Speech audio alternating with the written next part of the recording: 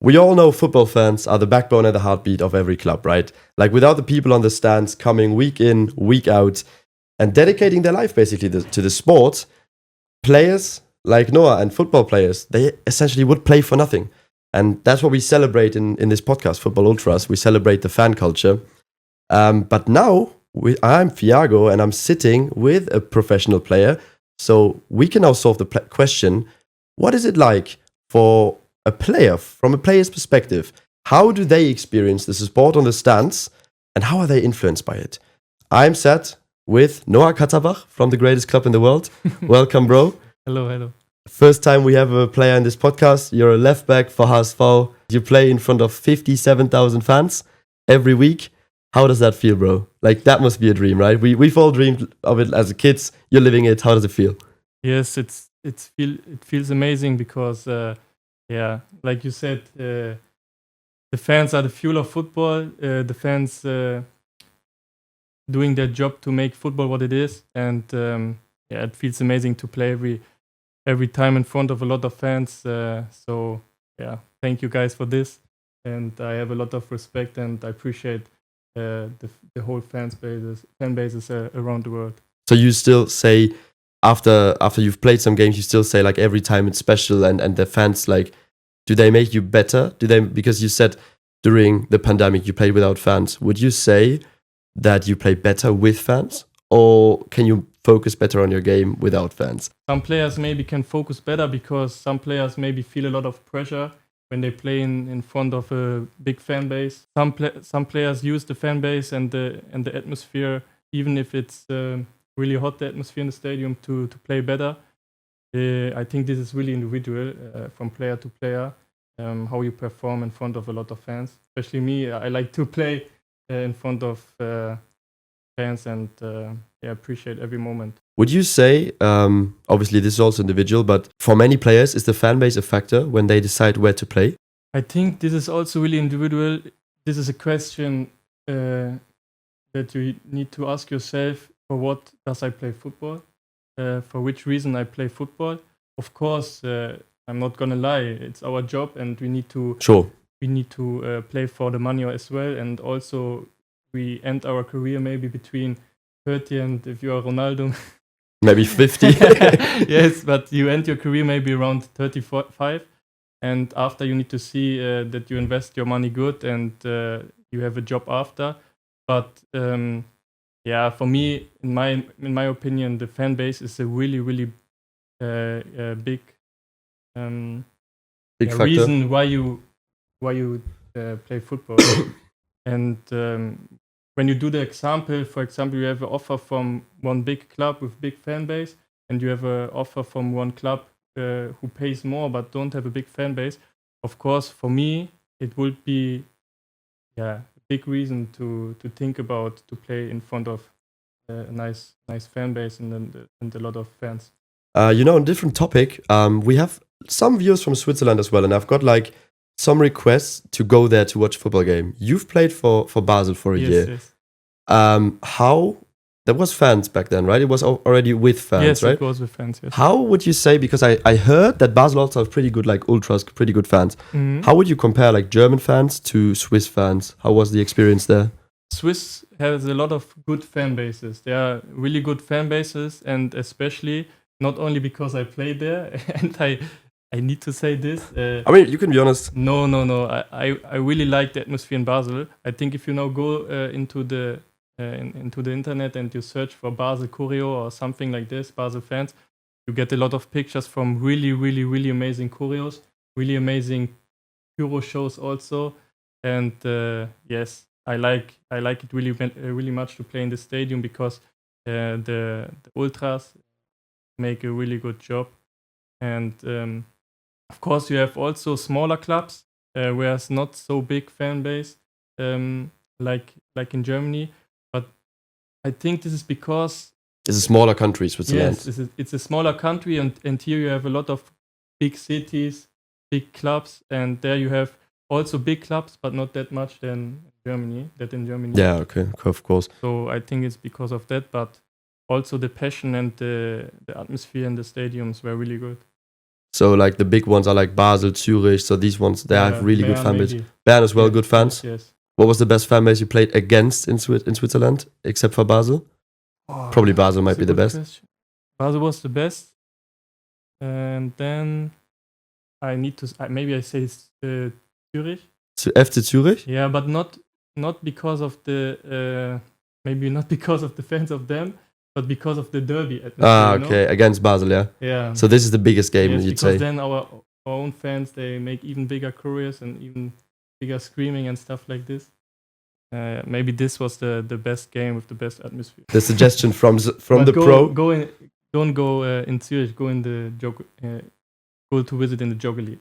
Okay, so in Basel. Yeah, in Basel. Okay, so that's really interesting to hear. So and Swiss versus German fans, you'd say like the big fan bases are like equal to German fans, like Basel Zurich, so they can be as loud as German fans. Would you say that? Of course, they're also humans and they can scream also that loud. And Makes German sense. fans. Makes sense. Yes, but of course you have big stadiums in Germany, so you can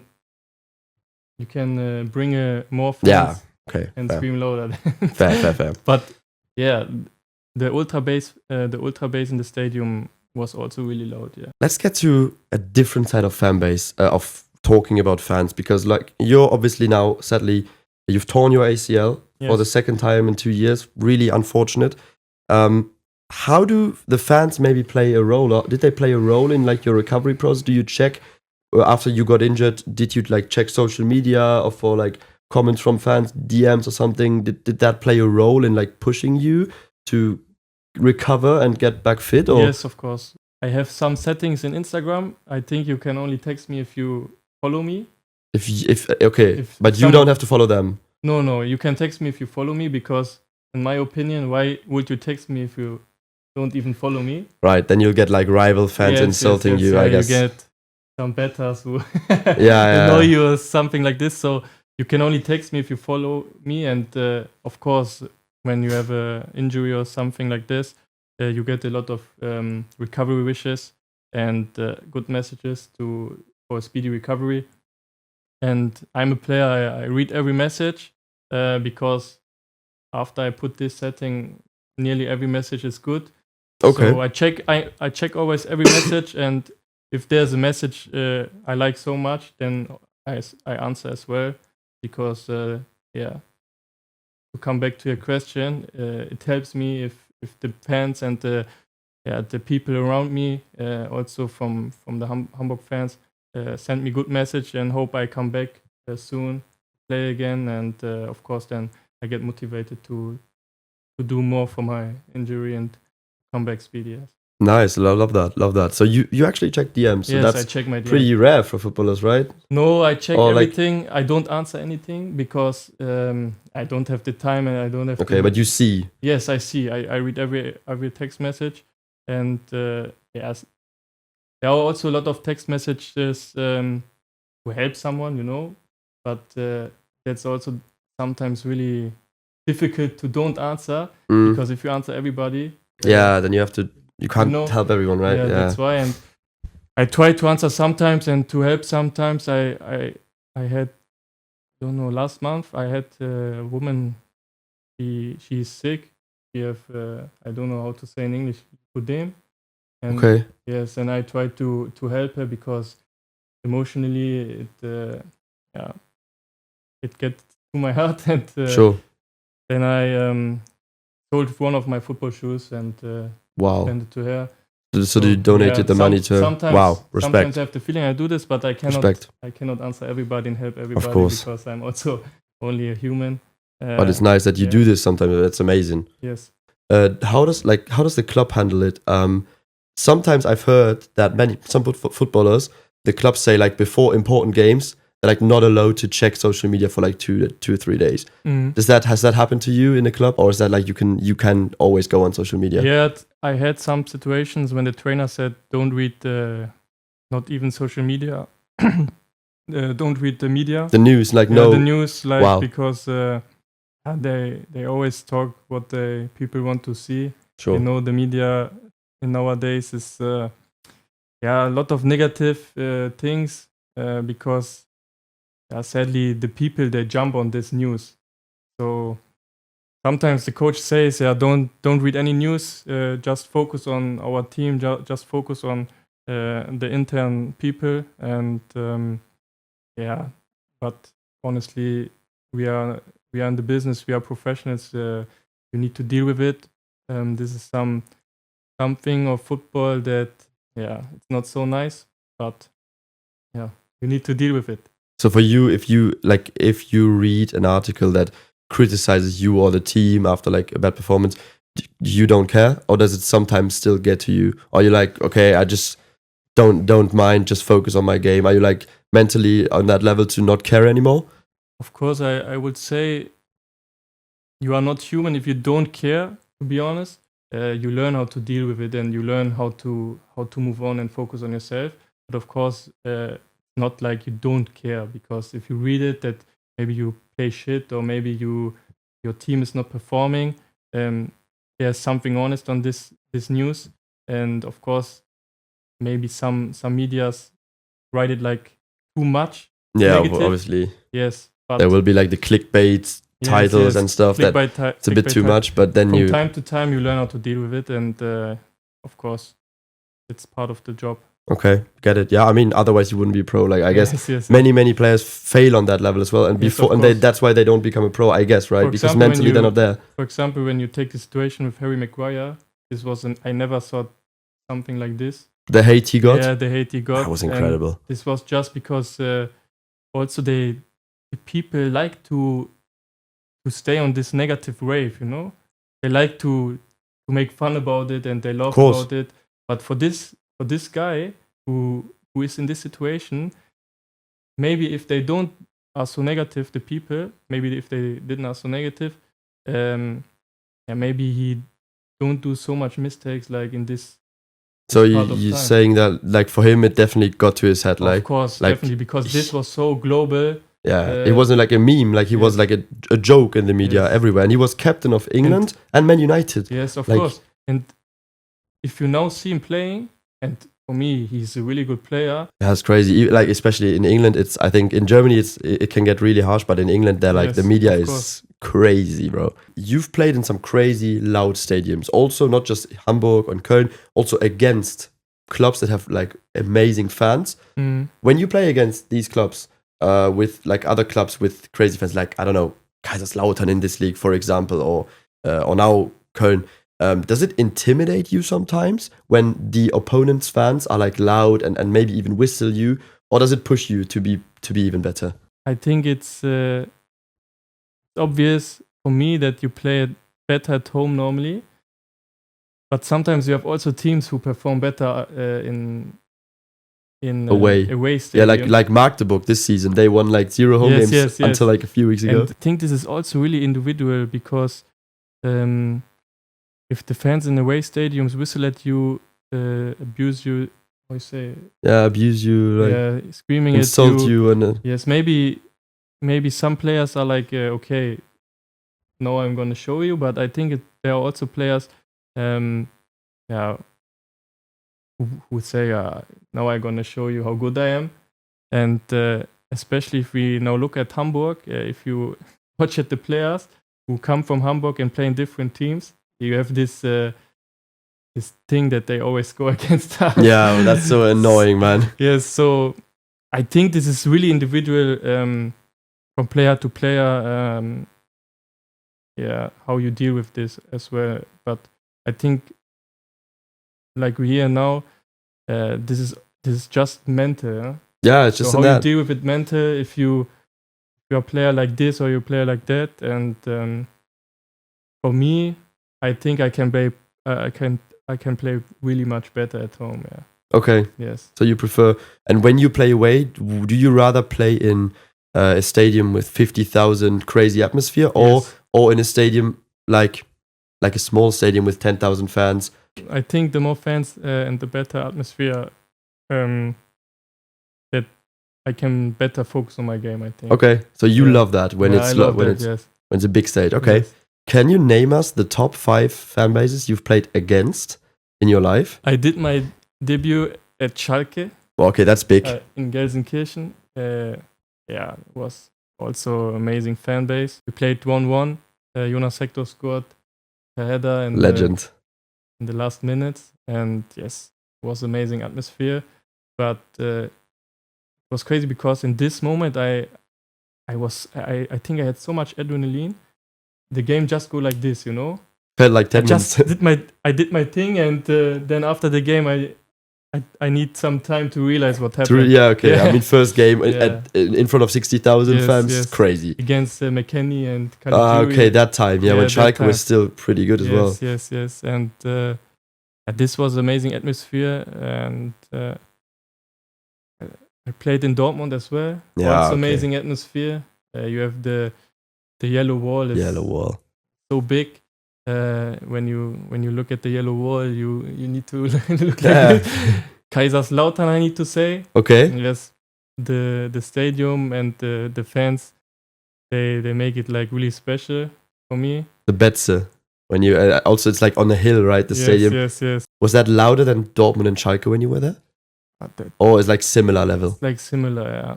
But it's crazy because people like our listeners, they're often not from Germany and they always think about Dortmund when they hear German fans. But Kaiserslautern, I think it's really, because they don't play in the Bundesliga yet, it's really underrated, I think, outside of Germany. So good that you name that. Then we have two more. If you have some. Not Cologne and Hamburg. You can. Also opponents, eh? Yeah, that you played against. Only opponents. So that's definitely your top three then? Yes, I think. Lautern, Dortmund, Schalke. Yes. Did you play in Bayern? Yeah, but I think it was Corona. Okay. Yeah. So no fans. So that's why I can't say so much, Yeah. because when I play Bundesliga, I play a lot of time while Corona. Okay. But Dortmund and Schalke, you played with fans. Yes, against Sancho. Oh yeah. How was that to play against him? Was it hard to defend him? Amazing player, yeah.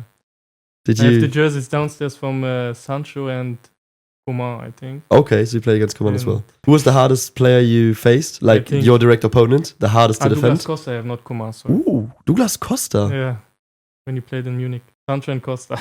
Yeah. Yeah, really good, yeah. Sancho, bro, his prime in Dortmund was insane. Yes, And then in front of 80,000, did you get it? You lost there? I think we get 5 goals. We don't talk about that. I mean, it's hard in Dortmund. Okay, but Hakimi that's as well, on the side. oh yeah, Hakimi and Sancho. bro, that's crazy.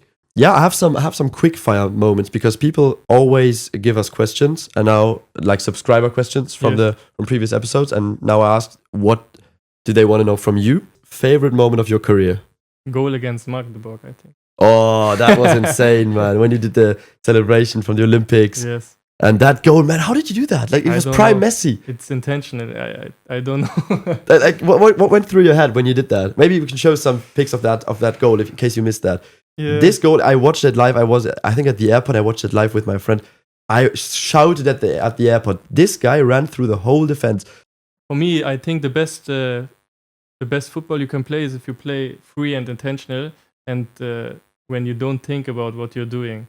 So I did this, and after I asked myself, what did I do? So yeah. So just without thinking, Yes. you just did your Yeah, thing. it's like you don't think, okay, now I start my run, and now I dribble past this one and this one, Yeah. and now I do the step over, and then I shoot with my right. You just do this, and You just after do you it. ask yourself, what did I do? Just do it, man. Love it. Yeah. Talking about that, many people said like you turned into Messi, but did you have an idol growing up? Good question to ask me, because I'm a guy, I say, please don't choose between Messi and Ronaldo. Okay, Because, I'll take. So you don't have a favorite between them? no, because for me, first of all, there are different type of players. So you have Messi, who is an amazing dribbler, who's an intentional player, who did crazy things, not human things. And then you have Ronaldo, who is a really hard worker, who do really much. He's 14, he's still playing. He's 40. For I his was gonna say. body, he's so professional, and is striker and really nice box player.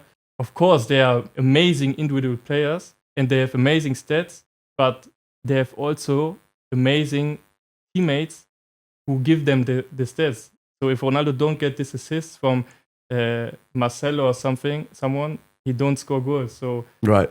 there's so much you can say from in football that are part of your performance at the end. That you can. I will not choose between them both. I want to say to everyone, please enjoy the time you see these players, and yeah, sadly that this time no ending, but just enjoy the time and don't discuss who's better, because a lot of people say, oh, also Messi won the World Cup, but then again, Argentina won the World Cup. Yeah, that's a team sport. Yeah. So Ronaldo, I think, tried his best to win the World Cup, but at the end, it's team sport. It's a part of the daily performance of your team.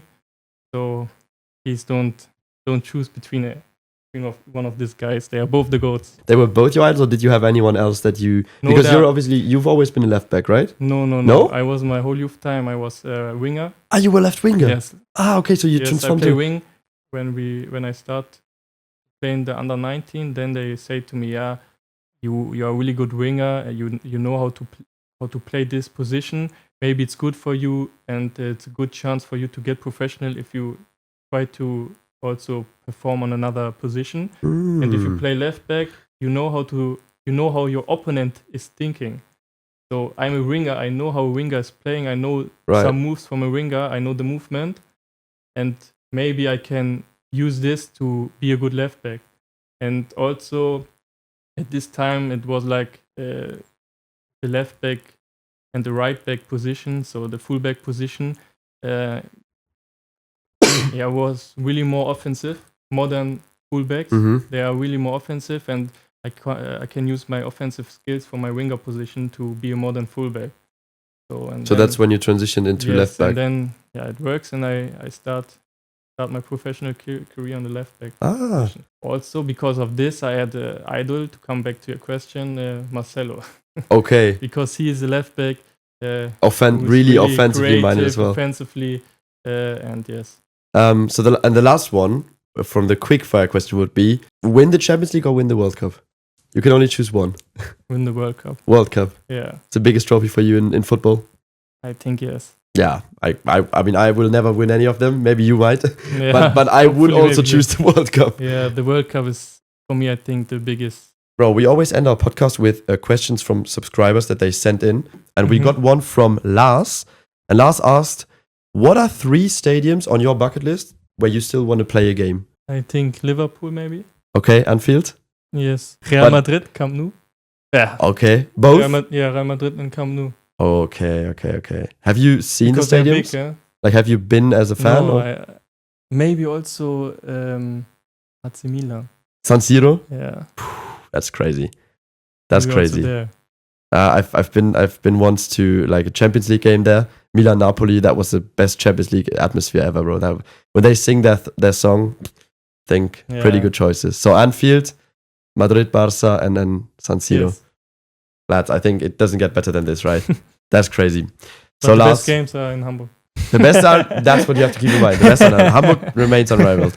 Bro, Mario asked as well. Yeah, they say Copenhagen is crazy. Copenhagen is krass. Yeah, Copenhagen is crazy. I watched the derby there against Brøndby. And it's not really far from here. I played against Brøndby in Brøndby, but not against Copenhagen. With Basel? Yes. In Conference League as well? Yes. We played. How was the atmosphere in Brøndby? Was good also, yeah. Okay. Because I only saw their away fans in the derby. They were really crazy as well. But Copenhagen is... And in Copenhagen is also like... The fans are also like friends with Hamburg.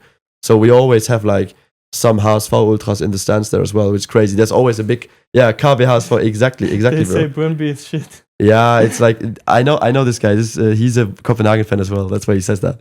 No, but Copenhagen in the ultra stand, they always have like HSV flags there. It's really cool. Yeah, so you should, that's really, and it's 4 hours, I think, only from here. Yeah. Not that far. The last one, bro. Mario said, we all wanted to become footballers as kids, but could you also name like downsides of being a professional footballer?